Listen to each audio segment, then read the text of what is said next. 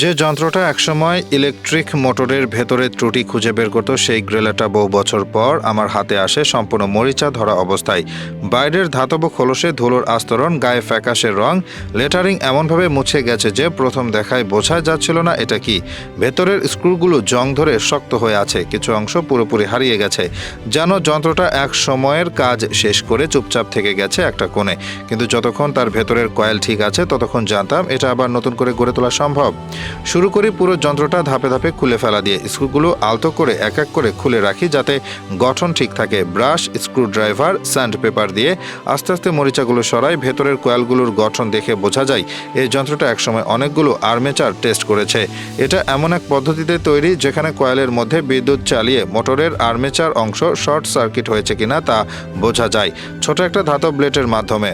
ব্লেডটা যদি কাঁপে তাহলে বোঝা যায় আর্মেচারের সমস্যা আছে। আমি নিজে হাতে সেটাই পরীক্ষা করি। একটা পুরনো আর্মেচার নিয়ে ব্লেড ঘুরিয়ে ঘুরিয়ে চলাচলের সময় স্পষ্টভাবে কাঁপুনি টের পায়, মানে গ্রেলার এখনও ঠিকঠাক কাজ করছে, তার ভেতরের ক্ষমতা হারায়নি। এই মুহূর্তে ঠিক করি যন্ত্রটার বাইরের শরীরকেও আবার আগের মতো করে তুলব।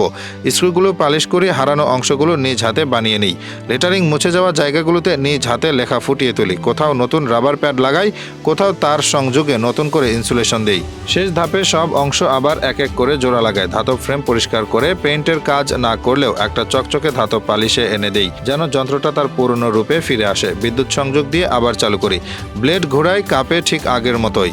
লাইট জ্বলে ওঠে, যন্ত্র নিঃশব্দে কাজ করতে থাকে। বোঝা যায় এতদিন পরেও সে এখনও তার কাজ ভুলে যায়নি।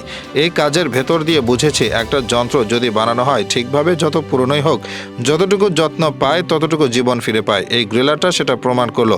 এখন এটা আবার আমার ওয়ার্কশপে ব্যবহারযোগ্য, একদম নতুনের মতো। শুধু দেখতে নয়, কাজেও আবার পুরোপুরি ফিট।